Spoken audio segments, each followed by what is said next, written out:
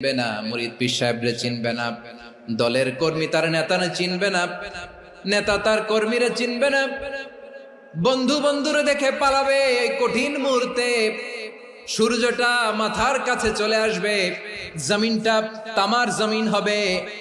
আজকের জমিনের মতো নয়। মানুষ ঘর্মাক্ত, ক্লান্ত, শ্রান্ত মাথার মগজগুলো কানের ছিদ্র আর নাকের ছিদ্র দিয়ে বেয়ে বেয়ে পড়বে। বিশ্বনবী ফরমান, কিয়ামতের ওই কঠিন ময়দানে 7 শ্রেণীর ব্যক্তিকে রব্বুল আলামিন তার আরশের নিচে ছায়া দিবেন। তার মধ্যে প্রথম শ্রেণীর ব্যক্তি হলো ইমামুন আদিল, যে ইনসাফের সাথে বিচার করে, যে জাস্টিস সমাজে সার্ভ করে, যে সুশাসন নিশ্চিত করে, ওই ইমামুন আদিল। আদিল শব্দটা বুঝছেন না? ইন্নাল্লাহা ইয়া'মুরু বিল আদল। পাইছেন? আদিল। 7 শ্রেণীর ব্যক্তিকে আল্লাহ তাআলা সুশীতল আরশের নিচে ছায়া দিবেন, যেদিন তার দেয়া ছায়া ছাড়া কোনো ছায়া থাকবে না। এর প্রথম হচ্ছে ইমামুন আদিল, ন্যায়পরায়ণ শাসক। চিল্লায়া বলেন সুবহানাল্লাহ। আবার বিশ্বনবী বললেন, ইন্নাল মুকসিতিনা ইনদাল্লাহি আলা মানাবিরা মিন নূর আন ইয়ামিনির রহমান। কিয়ামতের দিন যারা ন্যায় পরায়ণ হিসেবে আল্লাহর সামনে দাঁড়াবে, কিয়ামতের দিন রব্বুল আলামিন তার আরশের ডান দিকে ওই ন্যায় পরায়ণ লোকদের জন্য আরশের ডান দিকে একটা নূরের মিম্বারে তাদেরকে বসার সুযোগ করে দিবে। আল্লাহর আরশের ডান দিকে ন্যায় পরায়ণ লোকদের জন্য আল্লাহ তাআলা নূরের মিম্বার বানাবে।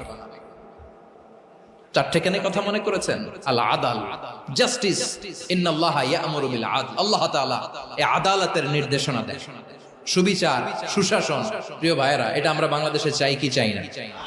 এই যে অরাজকতা, এই যে অন্যায়, এই যে জুলুম, এই যে ইনকনসিস্টেন্সি, সমাজের অসঙ্গতির প্রধান কারণ জাস্টিস নাই, সুবিচার নাই, সুশাসন নাই।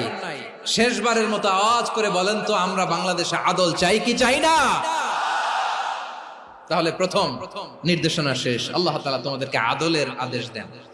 এরপরে আল্লাহ বললেন, আমি তোমাদেরকে ইহসানের আদেশ দেই। ইন্নাল্লাহা ইয়া'মুরু বিল আদলি ওয়াল ইহসান। আমি তোমাদেরকে যেমনি আদলের নির্দেশনা দেই, তেমনি ভাবে তোমাদেরকে ইহসানের নির্দেশনা দেই। ইহসান, আওয়াজ করে সবাই বলেন তো ইহসান। কারো প্রতি সফট হার্টেড হওয়া, মহানুভব হওয়া, অনুগ্রহ পরায়ণ হওয়া, অনুগ্রহশীল হওয়া, একে অপরের প্রতি দয়াদ্র হওয়া। একে অপরের প্রতি দয়াদ্র, অনুগ্রহশীল হওয়া ছাড়া মানবিক সমাজ কশিনকালেও গঠন করা সম্ভব না। প্রিয় ভাইয়েরা, সুন্দর আচরণ দিয়ে, ইহসান দিয়ে যা জয় করা যায়, নরম আচরণ দিয়ে যেটা অর্জন করা যায়, কঠোরতা দিয়ে সেটা পারা যায় না। বিষ্ণু ঈসা ইসলাম ইহসান দিয়ে, কোমল আচরণ দিয়ে, তার অনুগ্রহ দিয়ে তিনি অনেক কাফিরের হৃদয়কে জয় করে ফেলেছেন। সাইয়েদনা সুমামা ইবনে উসাল রাদিয়াল্লাহু তাআলা আনহুর কথা মনে পড়ে যায়। তিনি ছিলেন ইয়ামামার বাদশা। মদিনাতে বিশ্বনবীকে হত্যা করার নিয়তে এসেছিলেন। গোপনে গোপনে বিশ্বনবীকে হত্যা করে আবার ইয়ামামাতে তিনি ফিরে যাবেন। কিন্তু কি অবাক করা কাণ্ড, হত্যা করতে পারে নাই, সাহাবাদের হাতে তিনি ধরা পড়ে গেলেন। সাইয়েদনা সুমামা ইবনে উসাল রাদিয়াল্লাহু তাআলা আনহু হত্যার নিয়তে আসলেন, কিন্তু হত্যা করতে পারলেন না। সাহাবারা ওনাকে ধরে ফেললেন, ধরে মসজিদে নববীর পিলারের মধ্যে বেঁধে রাখলেন। সুমামা ইবনে উসাল, সিরাত থেকে শুনে, সিরাত থেকে শোনাচ্ছি, রাদিয়াল্লাহু তাআলা আনহু ইয়ামামার অধিপতি ছিলেন। বিশ্বনবীকে হত্যার জন্য আসছেন, ধরা পড়ে গেছেন, এখন মসজিদে নববীতে বেঁধে রাখছে। তার মানে বন্দী।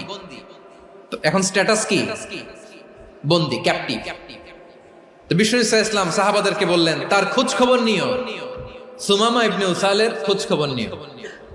সাহাবার বলেন, ইয়া রাসূলুল্লাহ, আপনাকে হত্যা করতে এসেছে, তার তো কঠিন ক্যাপিটাল পানিশমেন্ট হওয়া দরকার, কঠিন শাস্তি হওয়া দরকার। বিশ্বনবী বললেন, না, আমি যেটা জানি তোমরা সেটা জানো না, তোমরা সুমামার সাথে ভালো আচরণ করো। বিশ্বনবী সুমামার কাছে গেলেন। প্রথম দিন যে তিনি কালেমার দাওয়াত দিলেন, ইমানের দাওয়াত দিলেন, ইসলামের দাওয়াত দিলেন, রিসালাতের দাওয়াত দিলেন, আখিরাতের দাওয়াত দিলেন, পরের দিন যে বিশ্বনবী সালাতের দাওয়াত দিলেন, যাকাতের দাওয়াত দিলেন, ইসলাম কি, কিভাবে, কেমন করে পালন করতে হয় চমৎকার আর্টিকুলেট করতে শুরু করলেন।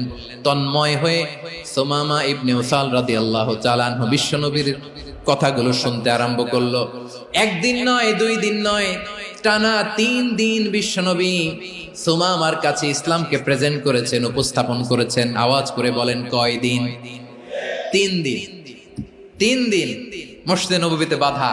আর সাহাবীদেরকে বললেন, তার খোঁজ খবর নিও, তোমরা যে রুটি বানাও এর মধ্যে সবচেয়ে ভালো আটার রুটিটা তারে দিও, সবচেয়ে রিফাইন্ড খেজুর, যেটা পিওর খেজুর, এটা তারে দিও।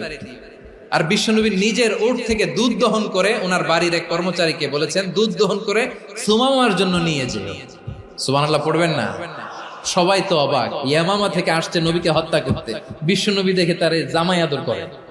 একদিন নয়, 2 দিন নয়, টানা 3 দিন বিশ্বনবী এভাবে সুমামার কাছে যেয়ে ইসলামকে প্রেজেন্ট করতে আরম্ভ করলেন, ইসলামকে উপস্থাপন করতে শুরু করলেন। আর তাকে চমৎকার এন্টারটেইনমেন্ট, আপ্যায়ন দিতে আরম্ভ করলেন। টানা 3 দিন যখন ইসলামের দ্য বিউটিজ অফ ইসলাম, ইসলামের সুমহান বাণী, সৌন্দর্য তার কাছে উপস্থাপন শেষ, তাকে আপ্যায়ন শেষ, বিশ্বনবী বললেন সাহাবাদেরকে, যাও এবার সুমামার হাতের পায়ের রশি দুটো খুলে দাও।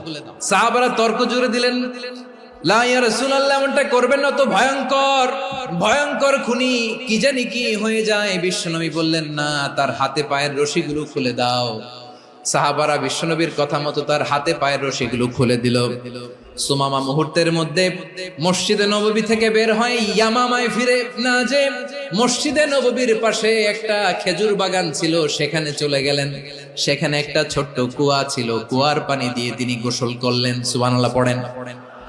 কুয়ার পানি দিয়ে গোসল করে মসজিদে নববীর সামনে এসে বিশ্বনবী এবং সাহাবাদের সামনে দাঁড়িয়ে সাব্বাবা উঁচু করে বললেন, আশহাদু আল্লা ইলাহা ইল্লাল্লাহ ওয়া আশহাদু আন্না মুহাম্মাদান আবদুহু ওয়া রাসূলুহু। আমি সাক্ষ্য দিচ্ছি আল্লাহ ছাড়া কোনো ইলাহ নাই, আর মুহাম্মদ আল্লাহ তাআলার প্রেরিত বান্দা এবং রাসূল। প্রিয় ভাইরা, ইহসান দিয়ে যা জয় করা যায়, কঠোরতা দিয়ে সেটা কঠিনকালেও জয় করা যায় না। আওয়াজ করে বলেন, ঠিক কি না? এবার সুমামা দাঁড়িয়ে বলে, ওগো নবী, আমি তো কালিমা পড়ে মুসলমান হয়ে গেলাম, এবার শোনেন, এই মুহূর্তের আগে আপনার চেহারার চাইতে নিকৃষ্ট কোনো চেহারা আমার কাছে ছিল না, কিন্তু শাহাদা পাঠ করার পরে আপনার চেহারার চাইতে উত্তম শ্রেষ্ঠ কোনো চেহারা আমার কাছে আর নাই। ও নবী, আজকের দিনের আগে ইসলাম ধর্মের চেয়ে নিকৃষ্ট অপছন্দনীয় কোনো ধর্ম আমার কাছে ছিল না, কিন্তু এই মুহূর্ত থেকে ইসলামের চেয়ে সেরা শ্রেষ্ঠ পছন্দনীয় কোনো ধর্ম আমার কাছে নাই। নবী গো, আজকের দিনের আগে মদিনার চাইতে অপছন্দনীয় নিকৃষ্ট কোনো শহর আমার কাছে ছিল না, কিন্তু এই মুহূর্তের পর থেকে মদিনার চাইতে কোনো শ্রেষ্ঠ শহর আমার জানা নাই। সে ছিল গমের বড় ডিলার, গম বেচতো। কি বেচতো? তার গম কিনে মক্কার লোকেরা রুটি খাইতো। সে ঘোষণা দিল, আজকে থেকে মক্কাবাসীদের জন্য সব গম আমি হারাম করে দিলাম, মক্কাবাসী এখন না খেয়ে মরে।